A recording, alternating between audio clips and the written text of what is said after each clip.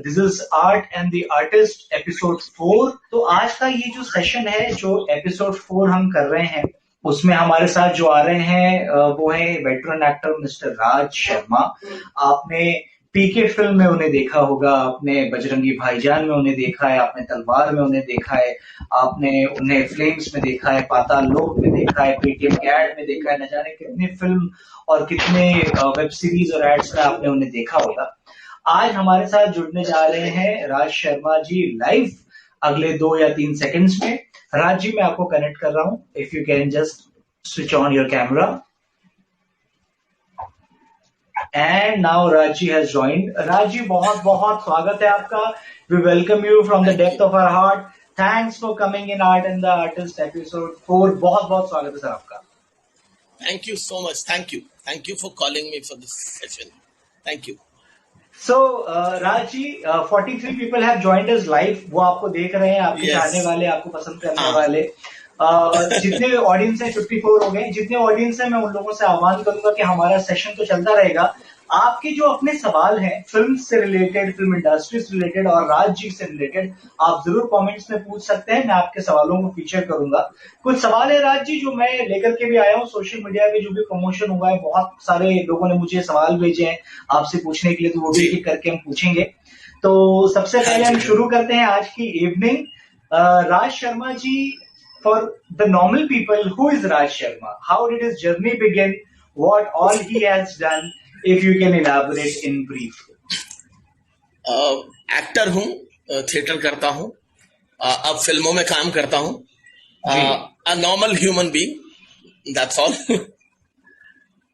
And I love to talk to people. Yeah. Okay. Raj ji, आपकी journey के बारे में बताइए कि आपकी जर्नी अभी तक कैसी रही है, क्या क्या चीजें आपने करी हैं। हालांकि हमने बहुत फिल्मों में, बहुत शोज में, एड्स में आपको देखा है, बट आपकी पूरी जर्नी टोटलिटी में थोड़ा डिटेल में बताइए सर। मैं थिएटर करता रहा हूँ काफी सालों से। और करीबन मतलब from since childhood, school time से ही थिएटर करता रहा हूँ। और बीच में किन्हीं वजहों से मेरा थिएटर बीच में छूट गया, मतलब एक्टिंग छूट गई। लेकिन फिर मैंने वापस एट द एज ऑफ 35 दोबारा से कम बैक किया into theatre. At the age of 35, like after 12 years। Like मैं जब 22-23 साल का था, तो उस वक्त मैं थिएटर कर रहा था कॉलेज में, यूनिवर्सिटी में, और प्रोफेशनली थिएटर कर रहा था। उसके बाद कुछ रीजंस रहे, कुछ सर्कमस्टांसेस रहे कि मुझे थिएटर एक्टिंग को छोड़ना पड़ा। Then I did like different jobs and all, business set किया, सब कुछ किया, बट कहीं कुछ खाली लगता था लाइफ में ना, कि मैं इन सब चीज़ों के लिए नहीं बना हूँ। ये मुझसे नहीं होती 9 to 5 की नौकरी, है ना, मुझसे अकाउंट हैंडल नहीं होता। और क्या होता है कि जॉब में, बिजनेस में आपको कस्टमर सर्विस में आपको बहुत झूठ बोलना पड़ता है ना। सो वो थोड़ा सा मेरे लिए डिफिकल्ट हो जाता था। और इसलिए मैं बहुत अपने आप को अनकंफर्टेबल महसूस करता था उस जगह पर। फिर बहुत सोचने समझने के बाद कि एक ही जिंदगी है, और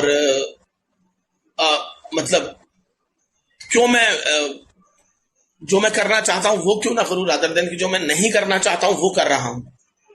सो then at the age of 35 I start doing theatre again in Delhi. और उसके बाद करीब 2 साल थिएटर करने के बाद, अलग अलग डायरेक्टर्स के साथ दिल्ली में काम करने के बाद, मैंने 2011 में ऑडिशन दिया किंगडम ऑफ ड्रीम्स के लिए। किंगडम ऑफ ड्रीम्स गुड़गांव में है। उसमें म्यूजिकल होते हैं, बॉलीवुड मतलब डांस एंड ड्रामा म्यूजिकल।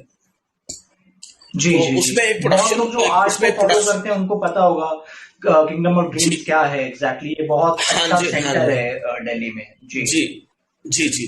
तो वहां पे मैंने एज एन एक्टर काम किया करीब 2011 से लेकर 2016 तक। 2016 में मैंने वहां से छोड़ दिया, और इन बिटवीन 2013 में मुझे मेरी पहली फिल्म मिली पीके। उसके बाद फिर पीके, बजरंगी भाईजान, तलवार, साला खड़ूस, and then like the list is endless and still the journey is continue. मैंने टीवी सीरियल में भी काम किया, एड्स काफी सारे किए हैं, वेब सीरीज, आजकल वेब सीरीज का जमाना है तो मैंने काफी 3-4 वेब सीरीज की हैं, कुछ आने वाली हैं, तो इस तरीके से मतलब यही सब है जर्नी और सब अच्छा चल रहा है. मतलब as an actor, as a creative person, I am like satisfied with what I am doing and what I am getting. So it's all going good and I am doing good. Wonderful wonderful. So एक सवाल मैं आपसे पूछना चाहता हूँ आपके films की journey पे, आने वाले प्रोजेक्टों पे. अभी मेरे बहुत सवाल हैं जो मैं आपसे करूंगा. एक एक्टर है अनुपम खेर, जिनको हमने एक एजेड कैरेक्टर से देखना शुरू किया और आज तक हम उनको एजेड कैरेक्टर के रूप में ही देखते आ रहे हैं. कभी उनका जवानी वाला पहलू हमने नहीं देखा. मेरे ख्याल से अनुपम खेर के बाद जो दूसरे एक्टर हैं वो राज शर्मा है, जिनको हमने एजेड कैरेक्टर से ही सिनेमा और फिल्मों में देखना शुरू किया और वही हम देखते आ रहे हैं. तो मैं ये जानना चाहता हूँ कि राज शर्मा एक एजेड कैरेक्टर के रूप में फिल्मों में आने के पहले उनका बचपन कैसा था, कहाँ था, उनकी स्कूलिंग कहाँ से हुई, उनका परिवार कहाँ से है और उनका जवानी कैसा था, उन्होंने अपने यूथ में, अपने जवानी में क्या क्या गुण गिराए हैं, जरा वो उस पर प्रकाश डालिए सर. मैं बेसिकली दिल्ली से हूँ. मतलब मैं यूं कहें कि मेरे जो एंसेस्टर्स हैं थे, मेरे फादर, मेरे फोर फादर्स, वो हम लोग नोएडा से हैं. But since my father was an advocate, तो उन्होंने दिल्ली में दिल्ली हाई कोर्ट में प्रैक्टिस शुरू की 67, 68 में, 69 में. तो मैं उस समय पैदा नहीं हुआ था.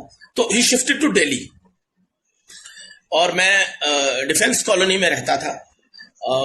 वहीं मेरी स्कूलिंग हुई, वहीं पर स्कूल मैंने पढ़ा और उसके बाद प्राइमरी से फ्रॉम लाइक क्लास 4th और 3rd से मैं इस तरफ आ गया, लाइक डांसिंग, सिंगिंग. और स्कूल में माहौल ऐसा था, प्राइमरी स्कूल से ही माहौल ऐसा था कि मतलब एक्स्ट्रा करिकुलर एक्टिविटीज बहुत ज्यादा होती थी. और उसके अलावा फिर मैंने करीबन 1996 में हमने नोएडा शिफ्ट कर लिया. मतलब मेरे घर वालों ने, मेरे पापा ने, फादर ने. तो जब हमने नोएडा शिफ्ट किया था तो उस टाइम पर मैं एक एक्ट 1 थिएटर ग्रुप होता था दिल्ली में, अभी भी है, बट अब वो एज अ थिएटर प्रोडक्शंस नहीं करते हैं. हमारे teacher mentor mister NK. Sharma, वो अभी ज्यादातर लाइक फिल्म एक्टर्स को ट्रेनिंग देते हैं, जो फिल्म में जो कैरेक्टर है उसके कैरेक्टराइजेशन के प्रिपरेशन के लिए. लाइक जैसे उन्होंने कमीने के लिए शाहिद कपूर को ट्रेंड किया, मद्रास कैफे के लिए जॉन अब्राहिम को तैयार किया, उस तरीके से मटरू की बिजली का मंडोला के लिए इमरान खान को, दीनू मोरिया को, एक सिंगर है जसबीर सिंह जस्सी, जिनका एक बहुत 90s में गाना हिट हुआ था, दिल ले गई कुड़ी पंजाब दी, दिल ले गई कुड़ी गुजरात दी, बहुत ही फेमस पंजाबी सॉन्ग था. तो उसकी अभी कोई फिल्म आने वाली है, तो उसको मतलब मेरे मेंटोर जो है उन्होंने ही ट्रेन किया है. तो उस एक्टरों को से मैं जुड़ा रहा था. में कैसे डालना है, ये काम उनका मेन रहा है. हाँ, मतलब कैसे मतलब अब पहले तो वो थिएटर ग्रुप था, मतलब थिएटर करते थे मनोज.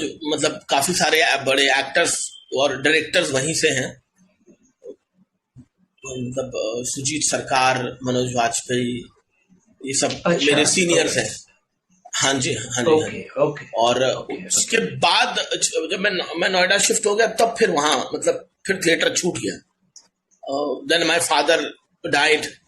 तो क्योंकि बनिए की दुकान तो थी नहीं कि भाई बाप चला गया तो बेटा बैठ जाए, क्योंकि प्रोफेशनल में तो ऐसे ही होता है ना कि आई एम एन एक्टर, मेरी लेगेसी मेरे बच्चों को नहीं मिलने वाली है ना, जो मैं जो काम कर रहा हूँ, या तो वही चीज थी. और मैं उस टाइम ग्रेजुएशन ही कर रहा था और बस फिर उसके बाद जॉब्स करनी शुरू की, तो एक्टिंग छोड़ दी. थिएटर और एक्टिंग वाला जो था वो छोड़ दिया कि वो नहीं, मतलब वो क्योंकि वो कंटिन्यू करना इम्पॉसिबल था. फिर बाद में करीब 10-12 साल के बाद दोबारा मुझे लगा कि मैं कर सकता हूँ, तो फिर मैंने स्टार्ट किया। So basically I am a Delhiite from the heart, from the जी। तो दिल्ली के छोले कुलचे और दिल्ली के बिट्टू टिक्की वालों के यहाँ पे आपके वक्त ज्यादा ये सब तो बिट्टू टिक्की वाला बहुत बाद में, आप जाकर के 2000 के बाद। हमने तो वो दिल्ली देखी है जब 80s में मतलब अगस्त में ठंड पड़ने लग जाती थी, सर्दी हो जाती थी अगस्त। अच्छा। मतलब वो मौसम होता था 80s में। हाँ, अभी तो पॉल्यूशन सब ज्यादा है। डीटीसी बस में 20 पैसे का टिकट लगा करता था चिड़ियाघर जाने के लिए, डिफेंस कॉलोनी से चिड़ियाघर इंडिया गेट जाने के लिए। तो वो टाइम, और वो दिल्ली बड़ी खूबसूरत थी। 1984 के बाद दिल्ली का जो एक अंदर का जो सिनेरियो था ना, जो कल्चर था, वो after death of Indira Gandhi वो चेंज हुआ है, बहुत चेंज हुआ है। मतलब वो मैं महसूस कर पाता हूँ दिल्ली के उसमें एम्बियंस में, एनवायरमेंट में। ये चलिए, बहुत अच्छा बताया आपने अपने दिल्ली के एक्सपीरियंस के बारे में। फिल्मों और टेलीविजन और वेब सीरीज के बारे में मैं आपसे बात करना चाहूंगा। आपको हमने मतलब आज के वक्त में तो ऐसा है कि जो भी सुपरहिट फिल्म निकाल करके देख लो, दूसरी फिल्म में राज शर्मा जी दिखाई देते हैं। तो मुझे एक वाकया याद है कि बधाई हो फिल्म चल रही थी, और बधाई हो फिल्म हमने मतलब टिकट्स ली थी, और मेरी मम्मी इवेंचुअली वो देखने नहीं आ पाई थी। कुछ ऐसा हुआ कि अर्जेंसी में उनको मेरी दादी के पास रुकना पड़ा और वो नहीं आई, लेकिन उन्होंने जिद किया कि आप लोग जाके देख के आइए। जब हम देख के आए तो मम्मी ने जिद करा कि मुझे वो फिल्म देखना है, क्योंकि वो जो बैल्कनी में से एक अंकल जी बार बार बोलते रहते हैं ना, ताली भी मारते हैं, मुझे उनको देखना वो कौन है। तो उनके ओटीटी पे फिल्म रिलीज हुई, जब ओटीटी पे फिल्म रिलीज हुई तो मैंने उनको फिल्म दिखाई, और जैसे ही मैंने आर्ट एंड द आर्टिस्ट का सीरीज शुरू किया, मम्मी ने मुझे कहा था कि उनको जरूर लेकर के आना, वो जो बैल्कनी में खड़े लेकर के ताने मारते हैं। तो आज मेरी मम्मी लाइव देख रही है आपको। अरे तो, थैंक यू। तो फिल्म्स की इस जो आपकी जर्नी रही, जिसमें आपने भले छोटे छोटे कैरेक्टर से शुरुआत करी, लेकिन आपने एक छाप छोड़ी। मैं आपसे जानना चाहता हूं सर कि आपने फिल्मों का दौर भी देखा है, और ओटीटी पे जो वेब सीरीज आई हैं और फिल्में भी आने लग गई हैं, वो दौर भी आपने देखा है। मतलब ओटीटी का ग्रोथ आपने देखा है। सर, ये जो ट्रांजिशन रहा है फिल्म्स और कंटेंट का, थिएटर से निकल करके ओटीटी तक आने का, फिल्म से वेब सीरीज तक का, एज एन एक्टर का जो ट्रांजिशन आप लोगों का भी रहा है, उसके बारे में सर थोड़ा सा बताना चाहेंगे तो बताइए। देखिए, मतलब एज पर मेरे समझने और जानने के हिसाब से टेक्नोलॉजी चेंज हुई है ना। टेक्नोलॉजी में बहुत इजाफा हुआ है। सिनेमा चेंज हुआ है, सिनेमा देखने वालों का वो कल्चर चेंज हुआ है। अब घर घर में मतलब इंटरनेट है, आप आसानी से कुछ भी कभी भी कहीं भी आप सब्सक्राइब करते हो। नेटफ्लिक्स आप ले सकते हो, एक हफ्ते बाद उसमें फिल्म, दो हफ्ते बाद उसमें कोई भी न्यू रिलीज फिल्म आ जाती है। अब से पहले तक सिर्फ यूट्यूब होता था कि भाई अब कि अगर आप सिनेमा हॉल से फिल्म स्किप कर गए, या तो वो टीवी पे आएगी, या अगर वो यूट्यूब पे आती है तो यूट्यूब पे दिखाई दे जाएगी। अभी अमेजॉन प्राइम है, नेटफ्लिक्स है, हॉटस्टार है, और इनफैक्ट हॉटस्टार पे तो इस कोविड के दौरान में काफी सारी बड़ी फिल्में रिलीज हो रही हैं। तो ये सब इंटरनेट का कमाल है, क्योंकि इंटरनेट आया है। और जहां तक वेब सीरीज की बात है, वेब सीरीज में अभी क्या हो रहा है ना कि एक्चुअली राइटिंग का जो कॉन्सेप्चुलेशन है ना, जो वो चेंज हो रहा है। बहुत सारी कहानियां उत्तर प्रदेश, यूपी, बिहार, है ना। मतलब जैसे टीवी सीरियल की अगर हम बात करें, या अगर आप पुरानी फिल्मों में जाते हैं, हमारा हीरो एक कुली है, लेकिन जब वो कोई गाना गाता है और उस गाने में वो शराब पीता, तो वो ब्लैक लेबल की बोतल से शराब पीता था। आप समझिएगा, मतलब मैं क्या समझाना चाह रहा हूं कि वो कपड़े अच्छे पहनता था, है ना। गोविंदा काम कर रहा है कुली का, लेकिन वो सूट पहनेगा, या मतलब कोई ऐसा कैरेक्टर वो कर रहा है। अभी क्या हो गया है कि अगर सपोज कीजिए आप रिक्शा चलाने वाले का कैरेक्टर प्ले कर रहे हो, तो आपको बनियान ही पहननी पड़ेगी, आप शर्ट पहन ही नहीं सकते। जो रियलिटी होती है, जिस तरीके से राइटिंग से लेके कैरेक्टराइजेशन तक सब रियलिस्टिक हो चुका है। भाई हाँ, क्योंकि वो उसका रीजन बेस जो है वो राइटिंग ही है ना। देखिए सिनेमा बनाने का जो है एक फंडा चलता था 90s तक या 2005-6 तक या 2000 तक, before Ram Gopal Verma came into Bollywood. मतलब राम गोपाल वर्मा से पहले अगर आप वापस जाके देखें तो उनका एक बेसिक फंडा होता था फिल्म बनाने का कि एक हीरो होगा, एक हीरोइन होगी, एक विलन होगा और एक हीरो का दोस्त होगा जो कि या तो कॉमेडियन होगा या एक बहुत अमीर दोस्त होगा जो अपने गरीब हीरो दोस्त की हेल्प करेगा। विलन हीरोइन को उठाकर ले जाएगा, विलन का एक भतीजा या वो होगा जो कि शक्ति कपूर, रंजीत साहब या मतलब उस तरीके के जो फेसेस होते थे, प्रेम चोपड़ा होते थे, तो मतलब एक वो मेन विलन के एक और राइट हैंड टाइप से। तो अब फिर उसमें पेड़ के पीछे गाना डाल देंगे, उसके बाद एट द एंड जो है कि हीरो जो हीरोइन को बचा लेगा और द एंड सब एट द एंड सब कुछ सही हो जाएगा। लेकिन अभी क्या है कि सच्चाई जो सच है, मतलब सबकी जिंदगी में हैप्पी एंडिंग नहीं होती है ना। एग्जैक्टली। सो अब रियलिज्म, हाँ रियलिज्म की तरफ जा रहे हैं हम। जैसे फॉर एन एग्जाम्पल आप बधाई हो की बात करें तो ऐसे बहुत सारे किस्से आपको यूपी, बिहार में, एमपी में, उड़ीसा में देखने को मिल जाएंगे, साउथ में देखने को मिल जाएंगे कि मतलब अगर पहले कहीं अगर गांव वगैरह में आप जाएंगे तो दादी और मतलब माँ दोनों एक साथ प्रेग्नेंट होती थी, है ना। मतलब ऐसा बहुत जगह होता है। तो मैं भी काफी लोगों को जानता हूं। बधाई हो उस पर फिल्म आई, लोगों ने उस स्टोरी को देखा, समझा, उनको अच्छा लगा, फिल्म 100 करोड़ रुपए कमा के ले गई। अब उसमें तो कोई स्टार ऐसे मतलब शाहरुख खान, सलमान खान या अक्षय कुमार तो उसमें थे नहीं, है ना। बाप के नाम पे गजराज राव थे, एक रियलिस्टिक कॉन्सेप्ट। जी जी। Ayushmann Khurana is a good actor, no doubt about that, he is a lucky charm. मतलब वो जो फिल्म करते हैं वो सुपर हिट हो जाती है। लेकिन वो मतलब वो वैसे वाले तो नहीं है कि भाई वो 100 करोड़ रुपए कमा के दे सके। लेकिन बधाई हो से, क्योंकि मेनली जो कॉन्सेप्ट था वो कॉन्सेप्ट वाज वेरी स्ट्रांग।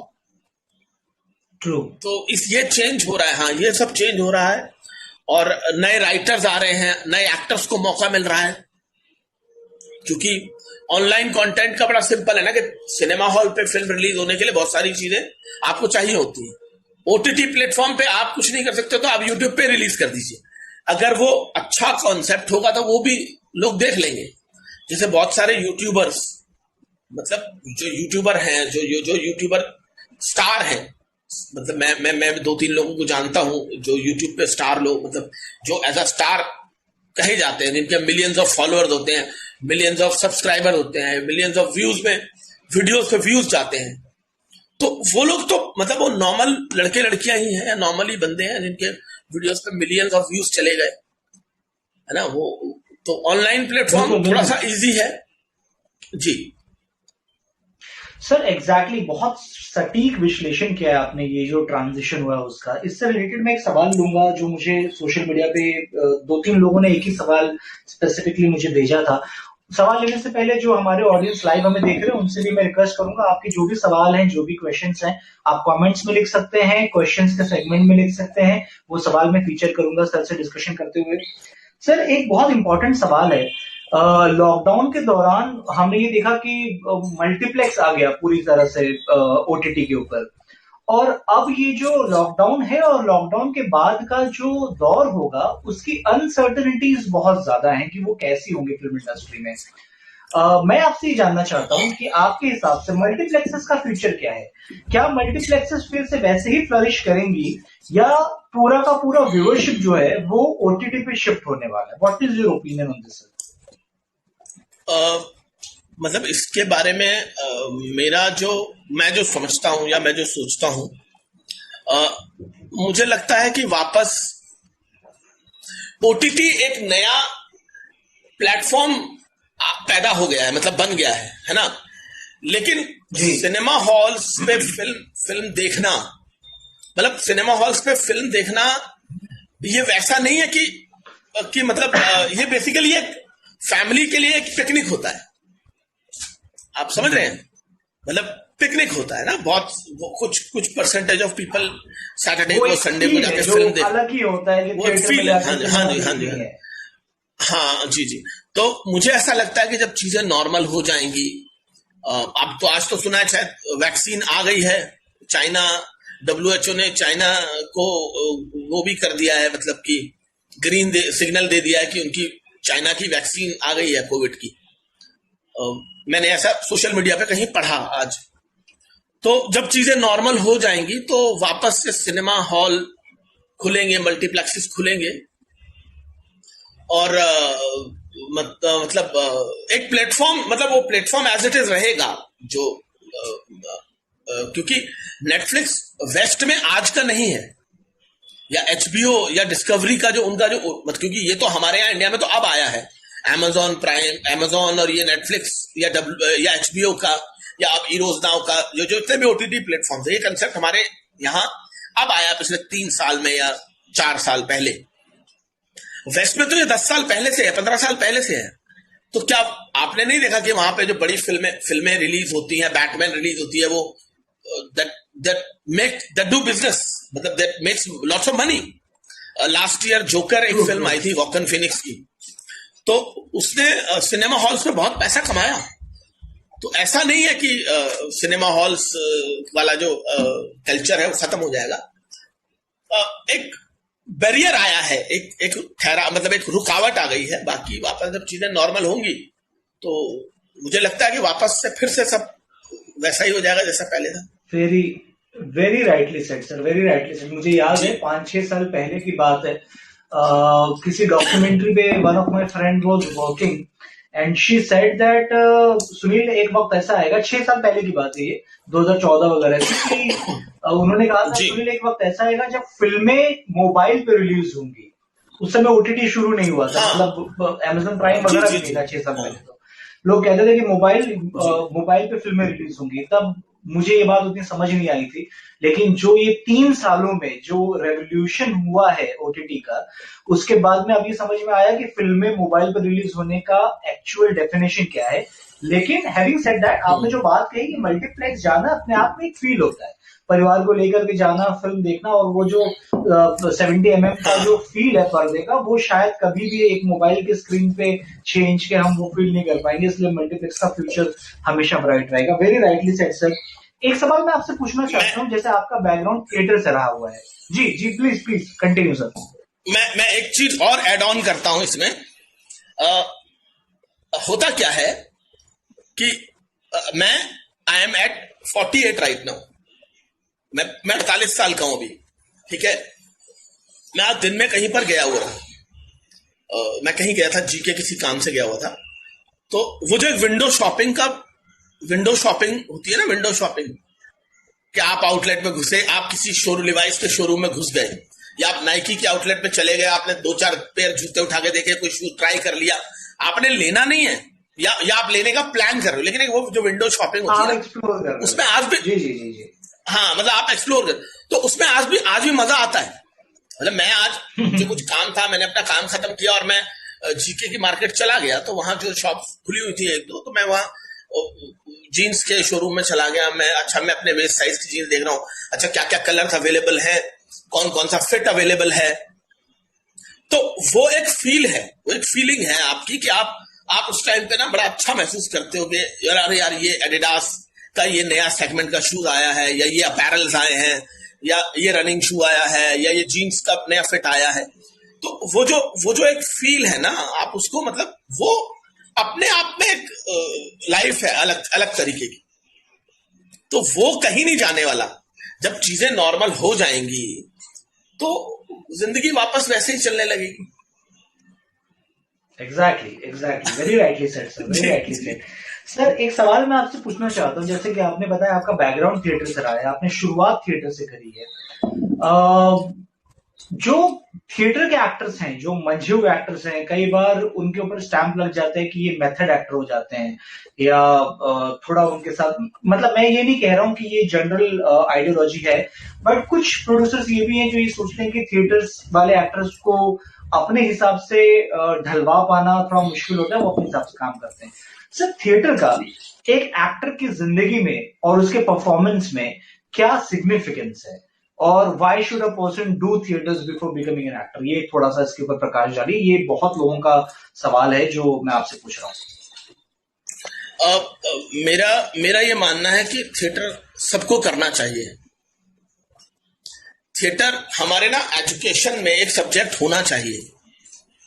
क्या है कि एग्जैक्टली आप ह्यूमन बिहेवियर को, आप रिलेशन को, आप इमोशन को समझते हैं। क्यों हमारी फैमिलीज अब डिवाइड होने लग जाती हैं, क्यों सास बहू का झगड़ा होता है, क्यों बाप बेटे की नहीं बनती है, समझ रहे हैं आप? क्योंकि क्या होता है कि आप ना ह्यूमन बिहेवियर को नहीं समझते हैं। तो थिएटर से इंसान, जो भी ह्यूमन है, जो भी लड़का है या लड़की है, थिएटर उसको ह्यूमन बिहेवियर समझने में हेल्प करता है। थिएटर उसको लाइफ में अपने करियर पे फोकस करने में हेल्प करता है कि आपको क्या नहीं करना है। सी, दिस इज नॉट इंपॉर्टेंट कि क्या करना है, इंपॉर्टेंट यह है कि क्या नहीं करना है ना? जैसे सिगरेट पीना सेहत के लिए हानिकारक है, लेकिन हमारे उस पर लिखा भी होता है, कैप्शन लिखा होता है कि cigarette smoking injurious to health, लेकिन हम तब भी स्मोक करते हैं। तो मेरा यह मानना है कि थिएटर आपको वो सिखाता है कि क्या एग्जैक्टली नहीं करना है ना? मैं जैसे एज अ स्टूडेंट मैं बहुत ही एवरेज स्टूडेंट रहा, लेकिन अगर मैं आज स्टडीज करने लगूं, क्योंकि अब मैं एक्टिंग को समझता हूं, अब मैं ह्यूमन बिहेवियर को समझता हूं, तो मुझे लगता है कि मैं आज ज्यादा मार्क्स से पास हो जाऊंगा, क्योंकि पहले मैं उतना फोकस नहीं कर पाता था, बिकॉज सो थिएटर बहुत इंपॉर्टेंट है इंसान की लाइफ के लिए, मतलब मेरा ऐसा मानना है। ये आपने जो बात कही, मैं उस बात को पूरी तरह से अग्री करता हूं, और अपना एक वाकया आपके साथ शेयर करूंगा कि मैं आज पोइट्रीज लिखता हूं, मैं स्टोरीज लिखता हूं, स्टोरीज को नरेट करता हूं। जब भी मैं अपने वीडियोस यूट्यूब पे डालता हूं, जो तारीफ होती है वो कंटेंट से ज्यादा मेरे प्रेजेंटेशन की, मेरे वॉइस टोनेशंस की और मेरे तरीके की होती है। तालीम इसकी मैंने थिएटर से ली थी आज से 10 साल पहले, और उस समय जब मैं थिएटर कर रहा था तो मुझे ये समझ में आया, जो बात आपने कही कि आदमी के सिलेबस में, एजुकेशन में theatre should be a part, everybody should do theatre despite doing other professions in their life, everybody should do theatre, because theatre से मुझे भाषा सीखने मिली, मुझे लिटरेचर क्या होता है वो समझ में आया, मुझे एज अ ह्यूमन बीइंग संजीदगी क्या होती है आपके अंदर, क्यों होनी चाहिए, कैसे होनी चाहिए, संजीदगियां समझ में आई, और अपने आप को प्रेजेंटेबल कैसे बनाना है ये समझ में आया। तो यानी थिएटर्स में इतने बेनिफिट्स है कि वो अपने आप में आयुर्वेद है। आप जाएंगे तो कोई नुकसान नहीं है, लेकिन फायदे बहुत सारे आप लेकर के आ सकते हैं। आप उसको जीवन में लीडरशिप में इस्तेमाल करते हैं या अपने प्रोफेशन में इस्तेमाल करके आप एक्टर बनते हैं। तो ये बात आज के इंटरव्यू से जो सबसे इंपॉर्टेंट मैं निकाल के लेके जाऊंगा और ऑडियंस को ले जाना चाहिए, वो ये है कि हर इंसान को जिंदगी में थिएटर जरूर करना चाहिए, थिएटर जरूर करना चाहिए, जरूर करिए। सर अगला सवाल मेरा है, मैंने आपका जो भी काम देखा हुआ है माफ कीजिएगा, तो फ्लेम्स वेब सीरीज में जब मैंने आपको देखा तो मैं शॉक हो गया। मैंने कहा कि अरे राज शर्मा जी फ्लेम्स में, मतलब यंगस्टर्स और टीनेजर के लिए बना हुआ शो। और जब मैंने आपको देखा तो मुझे लगा ये कोई खड़ूस बाप वाला कैरेक्टर कर रहे होंगे, लेकिन वो जो डैडी कूल वाला आपका कैरेक्टर था, मतलब जो अपने बच्चे को इतने प्यार से समझाता है, इतना बड़ा सपोर्ट सिस्टम बन के दिखाया था आपके कैरेक्टर को। सर उस शो के बारे में बताइए, उस शो से रिलेटेड आपके एक्सपीरियंस के बारे में बताइए कि टीनेजर के शो में भी आप कितने अच्छी तरह से फिट हुए थे, और उसके अलावा किसी और फिल्म या किसी और सीरियल से रिलेटेड कोई आपकी दिलचस्प कोई किस्सा है तो सर प्लीज हमारे साथ साझा कीजिए। फ्लेम्स का मैं जो फ्लेम्स का जो राइटर है, जो डायरेक्टर है, और जो प्रोडक्शन हाउस है टाइम लाइनर्स या टीवीएफ द वायरल फीवर जो है, उन लोगों के साथ काफी टाइम से मतलब ऐसे हो रहा था कि साथ में कुछ करते हैं, मतलब कि ऑडिशन के लिए बोलते थे कि सर इस कैरेक्टर हम एक ये सीरीज बना रहे हैं, इसके लिए ऑडिशन दे दीजिए, या हम ये वीडियो शूट कर रहे हैं, इसके लिए आप एक ऑडिशन दे दीजिए। तो उनके और भी हैं, आम आदमी फैमिली है और एक और सीरीज है। तो मैंने उनके लिए ऑडिशन दिया, मेरा हुआ नहीं उसमें, मतलब वो शायद कहीं पे डेट क्लैश हो गई या कहीं पे पैसे को लेकर के बात नहीं बन पाई, वट एवर इट इज। तो कुणाल को मैं स्कूप वूप के लिए मैंने काम किया, तो कुणाल को मैं वहां से जानता हूं। और एक डायरेक्टर थी इसमें, पॉप एक्सो करके भी एक ऐसे ही दिल्ली में प्रोडक्शन हाउस है जो बेसिकली विमेन्स के ब्रांड्स को प्रमोट करते हैं। तो मैंने उनके साथ कुछ वीडियोस किए थे, हाँ, एज अ फादर का कैरेक्टर। तो उस लड़की का नाम है हिमाली, मैं सरनेम भूल रहा हूँ। तो उसने मेरा नाम सजेस्ट किया कि फ्लेम्स में इशिता के फादर के लिए राज सर को लेकर आते हैं। तो मुझे प्रोडक्शन हाउस से फोन आया और मैं रेडी था कि टीवीएफ के साथ कभी भी काम करने को मिले। तो उन्होंने मुझे कैरेक्टर सुनाया, मैंने कहा जी ठीक है, ओके करते हैं। कुछ चीजें मेरी उसमें इम्प्रोवाइज की हुई, कुछ मैंने कुछ बाकी तो सब ऐसे स्क्रिप्ट में था, कुछ मैंने चीजें उसमें इम्प्रोवाइज की थी। जो लास्ट सीन है उसको करने में बड़ी मुश्किल हुई। वो बहुत इमोशनल स्पीच थी वो लास्ट में, जो वो फादर, हाँ यस, और उसको करना बड़ा टफ हो गया था एक तरीके से, क्योंकि कई बार क्या होता है कि आप इमोशन में चले जाते हो और आप ना शब्द नहीं बोल पाते। तो शॉट देते हुए दो एक बार ऐसा हुआ कि मैं लाइन से मेरे दिमाग से स्किप कर गई। मैं इतना ज्यादा उसमें वो डीप चला गया, आप काफी इमोशनल हो गए थे उसको करते हुए। हाँ, सो वो रहा। तो फिर उसके बाद फिर डायरेक्टर ने बोला कि सर वो लाइन तो आई नहीं, और वो कैसे, मैंने कहा यार मैं भूल ही गया पूरा, मेरे दिमाग से एकदम से निकल गया। तो फिर वो दोबारा से शूट हुआ, जब दोबारा से, तो उन्होंने मेरे को बोला कि आप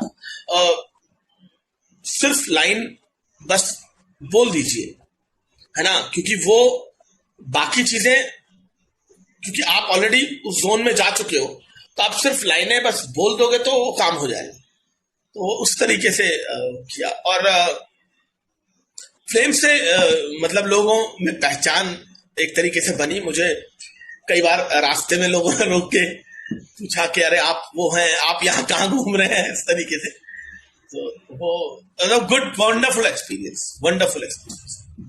सुपर। तो एक सवाल मेरे पास आया था जब मैं फ्लेम्स के बारे में चर्चा कर रहा था आज किसी से, तो उन्होंने मुझे ये कहा था कि सवाल आप मुझसे पूछना कि फ्लेम्स में तो डैडी कूल वाली, सपोर्टिव फादर वाली जो उनकी इमेज थी, वो एक आइडलाइज करने जैसी कैरेक्टर थी। आपका जो परफॉर्मेंस है डैडी कूल वाला, वो सबके फादर ऐसे हो तो फिर जिंदगी में मजा ही आ जाए। Raj Sharma as a father in his personal life, how is he as a father? आप कैसे हैं? क्या आप वैसे ही हैं या आप एक स्ट्रिक्ट फादर अपने घर में? नहीं, मैं बिल्कुल भी स्ट्रिक्ट नहीं हूं, क्योंकि मेरे फादर स्ट्रिक्ट थे। तो मैंने काफी सारी चीजें, वो स्ट्रिक्ट थे, उनका भी अपना सही था, क्योंकि मैं पढ़ाई वढ़ाई करता नहीं था, मैं थिएटर, ड्रामा और ये सब, और वो ये कहते थे कि पहले पढ़ाई करो उसके बाद फिर कुछ करना। तो मुझे वो चीजें समझ में नहीं आती थी। नहीं, मैं बिल्कुल अपोजिट हूँ। मेरी 2 बेटियां हैं, एक ने अभी 10th करके 11th में आई है, और छोटी वाली 5th में है। छोटी वाली ने मेरे साथ एक ऐड में भी, छोटी बेटी ने एक ऐड में भी मेरे साथ काम किया था अब 3-4 साल पहले। मैं किसी एक, हाँ, मैं किसी एक प्रोडक्शन हाउस, जैसे आप डायरेक्टर को किसी को जानते हैं ना पर्सनली, तो वो बोले मैं एक 6 साल की लड़की चाहिए मुझे एज अ किड एक्टर, ये वो। तो मैंने कहा ये मेरी बेटी है, इसकी फोटो दे दी। तो बोला सर ये लाइनें बोल पाएगी? तो मैंने कहा हाँ यार बोल देगी। तो अब क्योंकि बेटी एक्टर की बेटी है तो एक्टिव है। वही मैं कहने वाला था कि बाप अगर एक्टर है तो बेटी के अंदर अपने आप एक्टिंग आ जाती है। तो वैसे वाला है, मैं बिल्कुल भी स्ट्रिक्ट नहीं हूँ। I am more of a friend to them जी। तो जो डैडी कूल वाला इमेज आपका फ्लेम्स वाला है, वो असली में Raj Sharma as a father वैसे ही है। Kind of very nice. Sir एक चीज मैं और आपसे पूछना चाहता हूँ कि कई सारे लोग हैं जिन्होंने एक्टिंग शुरू करी और बीच में छोड़ दी, अब सोचते हैं कि अब नहीं करना चाहिए, अब तो उम्र हो गई, अब प्रोफेशन चेंज कर दिया है, लाख रुपए सैलरी आ रही है, अब वापस कौन स्ट्रगल करे। जी जी जी। आपने अपने करियर में अचानक से ब्रेक लिया और उस उम्र में आप फिल्मों में आए और अपने करियर के पीक पे पहुंचे, जब लोग रिटायरमेंट लेने का सोचने लग जाते हैं कि भाई अब हो गया काम, अब आराम करते हैं। उन लोगों को आप क्या कहना चाहेंगे जिन्होंने एक्टिंग छोड़ दी है और ये सोचते हैं भाई उम्र के उस दौर में आगे जहां पे अब काम नहीं मिलने वाला, एज एन एक्टर अब नहीं कर सकते हैं, तो आप एक मेरे ख्याल से आइडल है उन सारे लोगों के लिए, सर क्या मैसेज देना चाहेंगे? Follow your passion. मैं तो यही कहना चाहूंगा, फॉलो योर पैशन। अगर ऐसा है, अगर करना चाहते हैं तो करिए। मेरे जैसे और भी बहुत सारे एग्जाम्पल हैं जिन्होंने लेट शुरू किया। तो अगर और देखिए, बहुत सिंपल सा है कि इस दुनिया में ना इम्पॉसिबल जैसी कोई चीज है नहीं। और बिल्कुल बिल्कुल सबसे बड़ी बात यह है कि जो हम लोग हैं, ह्यूमन, जो हम इंसान, जो इंसान जो रेस है ना, ये इसने तो नेचर को ही मतलब उलट कर दिया। मतलब नेचर कैसे चला रही थी दुनिया को, सब उल्टा पुल्टा कर दिया, अपने हिसाब से क्रिएटिव चीजें बना दी। मतलब क्या आप कहाँ बैठे हैं, मैं कहाँ बैठा हूं, और हम एक दूसरे को लाइव देख रहे हैं, और हमारे साथ करीबन 65 लोग और लाइव देख रहे हैं। तो ये इंसान का बनाया हुआ है। तो मेरा मानना है कि इम्पॉसिबल तो कुछ भी नहीं है। अगर आप करना चाहते हैं तो शुरुआत कीजिए। ब्रेख्ट की एक कविता है कि तुम एक ताजा शुरुआत कर सकते हो आज से ही, अगर तुम चाहो तो मतलब इसमें कोई वो नहीं है। करना चाहते हैं, अगर करना चाहते हैं तो कर सकते हैं, और चीजें होती हैं। मतलब ऐसा नहीं है कि नहीं होता है। जी एग्जैक्टली मेरे ख्याल से मैसेज यही निकलता है यहाँ से कि follow your passion and risk analysis आपके हाथ में है। आप अपने आप को कितना समय दे सकते हैं वो आपके हाथ में है। आपको पता है कि आप कितना वक्त दे सकते हैं इस चीज के लिए। जैसे मैं अपने रियल एस्टेट के करियर में फ्लरिश्ड तरीके से इस समय काम कर रहा हूँ पिछले 10 सालों से, लेकिन वो जो आर्टिस्टिक कीड़ा लगा रहता है ना सर अंदर से, उसकी वजह से यूट्यूब चैनल भी चलाता हूँ, वक्त निकाल के लहर पे इंटरव्यूज भी करता हूँ, सोशल मीडिया पे भी एक्टिव रहता हूँ। तो पैशन को फॉलो करने के चक्कर में दोनों चीजें मैनेज करनी पड़ती है और करनी चाहिए। मेरे ख्याल से हर शख्स को चीज करनी चाहिए। बिल्कुल सर एज एन एक्टर आपका रूटीन बताइए। आपका पूरा दिन कैसे गुजरता है जब आप शूटिंग नहीं कर रहे होते हैं? मैं बड़ा आलसी हूँ। मैं बहुत आलसी इंसान हूँ। एक्टर मुझे यही कहता है, हर एक्टर जिसको मैंने इंटरव्यू किया वो यही कहता है, बड़ा आलसी हूँ, जब शूट नहीं होता मैं सोता रहता हूँ, मैं रेस्ट करता हूँ। हाँ बस ये मैंने अभी कुछ दिनों से थोड़ा सा शुरू किया है कि मैं आजकल वॉक करने लगा हूँ। वो फोन में एक ऐप होती है, आपको 10,000 स्टेप्स चलने ही हैं। तो मैंने कुछ दिनों से वो शुरू किया है। देखते हैं कितना चल पाता है, लेकिन मैं बहुत आलसी हूँ। मुझे जब काम होता है तो मतलब आप मुझे 2 घंटे सुला के उठा लीजिए, कोई दिक्कत नहीं है। मतलब कई बार ऐसा हुआ है कि आप रात को 12 बजे तक कहीं पर थे और 3 बजे की आपकी बॉम्बे की फ्लाइट है, आप 1 घंटा घर पहुंचे, आपने पैकिंग वैकिंग की, आप आधा घंटा सोए, फिर खटाक से उठे और नहा के और भाग गए एयरपोर्ट के लिए। और बॉम्बे में मैं अभी रिसेंटली लास्ट ईयर 2019 में और स्टार्टिंग में 20 में फिल्म कर रहा था शमशेरा। तो उसके शूट में ऐसा होता था कि सुबह 7 बजे का कॉल टाइम होता था। तो कई बार होता था कि हम 5 बजे तक जगे रहते थे, दोस्त वगैरह सब बातें डिस्कशन चलता रहता था। और 5 बजे फिर उसको खत्म करके और आप जाते हो, ब्रश करते हो, नहाते हो, वॉशरूम जाके फिर ऑटो पकड़ते हो और अपना फिल्म सिटी के लिए शूट पे निकल जाते हो, क्योंकि आपको 7 बजे सेट पे पहुंचना है। तो वैसे वाला है। जब बाकी अदरवाइज तो मतलब ऐसे ही है, दिन ऐसे बैठे बैठे या कुछ फोन पे कुछ करते हुए, कुछ पढ़ते हुए, कुछ लिखते हुए ऐसे बीत जाता है। एक चीज मुझे समझ में आ ये गई है। है कि ये आर्टिस्ट, जितने लोगों को मैंने इंटरव्यू किया हुआ है, जितने को पर्सनली जानता हूँ, एक चीज समझ में आ गई, आर्टिस्ट अड़भंगी होते हैं। इनको जब काम करा रहे होते हैं तो मशीन की तरह काम करते हैं, मतलब एक अलग हाँ जी जी जोन में जी। होते हैं। और जब फ्री हो जाते हैं तो उसके बाद इनका कोई प्लान नहीं होता, इनको सोना है तो सिर्फ सोना है, गेम खेलना है तो सिर्फ गेम खेलना है। इनका एक अलग जी ही, ये जी अलग हाँ। ब्रीड है आर्टिस्टों की। सर एक और सवाल, हाँ मतलब मुझे पता है हाँ। आपका शेड्यूल बहुत बिजी है, हमने नहीं 40 नहीं, मिनट का कोई शेड्यूल बनाया था, थोड़ा उससे आगे जा रहे नहीं हैं। नहीं, कोई बात नहीं, आखिरी कोई 2 या 3 कोई नहीं, सवाल कोई है नहीं। मेरे, जो मैं पूछने के आज का सेशन का हाँ कंप्लीट करूंगा। सर एक बहुत इंपॉर्टेंट सवाल है जो मुझे सोशल मीडिया पे भेजा गया था कि ये जरूर पूछेगा। जो कैरेक्टर, जैसे आप कैरेक्टर आर्टिस्ट हैं, आप कैरेक्टर्स के ज्यादा रोल्स करते हैं, लॉकडाउन ने एक्टर्स को, स्पेसिफिकली कैरेक्टर एक्टर्स को कैसे अफेक्ट किया है सर, और उससे उभरने के लिए आप लोगों ने क्या किया हुआ है? एज सच इफेक्ट तो देखिए, मतलब इफेक्ट तो ये देखिए सबका अपना अपना है, कैसे किस जी इफेक्ट। मतलब मैं लॉकडाउन से मैं लॉकडाउन से पहले बॉम्बे में था, मतलब मार्च जी। 20 को मैं वापस आया हूँ। वापस मैं शूट कर रहा था एक वेब सीरीज के लिए। हम्म। उसके बाद वो सीरीज जो है वो पोस्टपोन हो गई, और अब वो शायद नेक्स्ट ईयर 2021 में फेब में या कभी शुरू होगी, अभी कुछ मालूम नहीं है। तो मैं जब वापस आया, मैं वापस आया 20 तारीख को दिल्ली आ गया, मतलब नोएडा आ गया था दिल्ली। और उसके बाद 22 तारीख को शायद वो जो 9 to 5 एक जनता कर्फ्यू लगा था। तब तक बिल्कुल भी नहीं मालूम था कि ये कोविड, मतलब सब नॉर्मल ले रहे थे कि कोविड क्या है। और जैसे ही लॉकडाउन हुआ और कोरोना के केसेस बढ़ने लगे, मालूम चला कि कोरोना, मतलब ये आपको फील हो रहा है कि कोरोना कितना खतरनाक वायरस है, कि जिसकी वैक्सीन नहीं है, अगर जिसको किसी को लग गया तो वो ये दुनिया से ही चला जाएगा। सो मतलब मेरा एज अ पर्सन तो ये था कि जो होगा होगा, आप कुछ नहीं रोक सकते, है ना। लोगों के रातों रात बिजनेस खत्म हो जाते हैं। केदारनाथ में इतना बड़ा तूफान आया, पता नहीं कितने लोग मारे गए, कितने लोग कहाँ चले गए। तो वो तो जो जिंदा रहेगा वो जिंदा रहेगा, जो खत्म हो जाएगा वो खत्म हो जाएगा।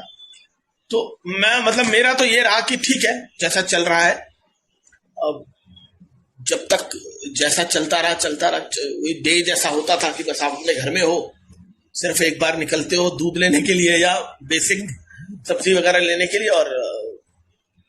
और इफेक्ट किया है। लेकिन अब उसको, उसके बारे में बात करने का कोई मतलब, कोई फायदा तो नहीं है ना, समझ रहे हैं आप कि हाँ ठीक है बिल्कुल काम बिल्कुल। नहीं है अभी, अब जाकर के हाँ काम शुरू हुआ है। और ये एक्टर्स के साथ ही नहीं, ये सबके साथ है, मतलब बिजनेसमैन के साथ है, जो लोग, कुछ बहुत सारे लोगों की जॉब छूट गई। तो इसने अफेक्ट तो सबको किया है, मतलब ऐसा नहीं है। आप भी प्रॉपर्टी रियल एस्टेट में है, आपको पता है कि प्रॉपर्टी का क्या हालात है। मतलब मैं जिस घर में रहता हूँ बिल्कुल नोएडा में, वो जब घर हमने खरीदा था वो 70 लाख प्लस खरीदा था 2014 में। आज की डेट में नोटबंदी होने के बाद उसकी कीमत 50 या 55 लाख रुपए रह गई है। तो क्या कर सकते हैं। अब मैं उस बात को बैठ के रोक के, बिल्कुल। यार ये तब इतना महंगा लिया था अभी इतना सस्ता हो गया, मतलब एग्जैक्टली ठीक है इससे जो मैसेज ये है सो निकल है। करके आ रहा है कि, इससे मैसेज ये निकल करके आ रहा है कि लॉकडाउन ने हर किसी को इम्पैक्ट किया है, लेकिन किस तरह से आप उसको लेते हैं और ग्रीफ में रहना चाहते हैं या फिर आगे बढ़ना चाहते हैं पॉजिटिवली, दैट इज जी important and that depends upon your own thought process. एक बार सर हम ऑडियंस की हाँ तरफ रुख करेंगे, एक रिएक्शन लेंगे। माय फादर हाँ doctor ji. Rajesh Upadhyay, he has agreed to you whatever you have been saying, he has said exactly. And Giri Malpani ji ने एक सवाल पूछा है, what is your take on the debate around web series on OTT platform and films in cinema halls. मेरे ख्याल से इस पे हमने बहुत डिटेल में इस सेशन में डिस्कशन मैं किया है, तो बात रिप्ले कर चुके में, हैं, हाँ हाँ। हाँ रिप्ले में वो देख सकते हैं। एक सवाल उन्हीं का दूसरा भी है कि what's been your biggest life lesson as an actor. तो सर ये एक सवाल ले लेते हैं और अब इसके बाद फिर हम आगे के सवाल लेंगे। जी, the biggest life lesson is कि मैंने जो सोचा वो मैंने, मतलब मैंने कर दिया, या मेरे से वो हो गया। अ, मतलब कहते हैं ना, सिकंदर की किताब में इम्पॉसिबल शब्द नहीं था, तो वो मैंने स्कूल में कहीं पढ़ा था। और मैं हर एक जो भी मुझसे, क्योंकि अब क्या होता है कि सोशल मीडिया पे मैं फेसबुक पे बहुत एक्टिव हूँ। फेसबुक पे मुझे रोजाना 2 4 5 लोग जरूर पूछते हैं कि मुझे एक्टर बनना है, मैं क्या करूं, कैसे करूं। तो मैं उनसे यही कहता हूं कि भाई थिएटर कीजिए, और अगर मैं एक्टर बन सकता हूं तो कोई भी एक्टर बन सकता है। So that's the biggest lesson, whatever you want to do you can do. मतलब इसमें कोई बुराई नहीं है। मेरा आखिरी सवाल वही था कि जो एक्टर बनना चाहते हैं, जो लोग इस समय आपसे जुड़े हुए हैं या इस सेशन को देख रहे हैं, उनके लिए आपका मैसेज क्या है कि what is exactly they should follow, they should do?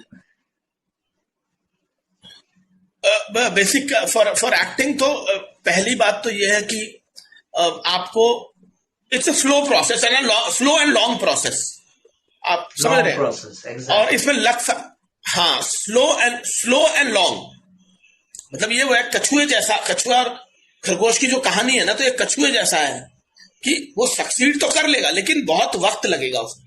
जैसे अगर मैं अपनी तरफ देखता हूं तो मैं हीरो बनने आया था, अब मैं हीरो का बाप बनता हूं।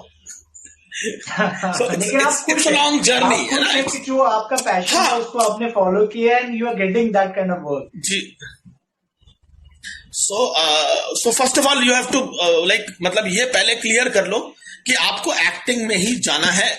सबसे पहला तो ये है, क्योंकि ज्यादातर से मैं जैसे मिलता हूं या बात होती है तो वो मतलब उनको लगता है कि एक्टिंग बड़ा आसान काम है, बहुत आसान है, सिर्फ डायलॉग ही तो बोलना पड़ता है ना, लाइन तो कोई भी बोल देगा, मतलब इसमें क्या बड़ी बात है। लेकिन मैं ये कहता हूं कि दुनिया में एक्टिंग सबसे मुश्किल काम है। मेरे एक डायरेक्टर ने कहा था कि आप वो एक्टर वो है, देखिए इकलौता ये एक ऐसा ट्रेड है जिसमें कि आदमी अपना हार्ड अर्न किया हुआ पैसा खर्च करके आपको देखने जाता है। आप समझ रहे हैं? अगर मान लीजिए वो थिएटर में आपकी फिल्म देखने जाता है तो वो एक आप जो पैसा कमाते हैं वो बहुत मेहनत से कमाते हैं, रादर देन उससे आप कोई अपने लिए कोई चीज खरीदे। आप एक एक्टर को, एक परफॉर्मर को देखने जाते हैं अपने उस हार्ड अर्न किए हुए पैसे से। तो इससे टफेस्ट जॉब तो कोई हो नहीं सकती कि आप एक बंदा जो बहुत मेहनत करके पैसा कमाता है और वो 1000 रुपए का थिएटर का नाटक देखने जाता है और वो सिर्फ आपको देखता है।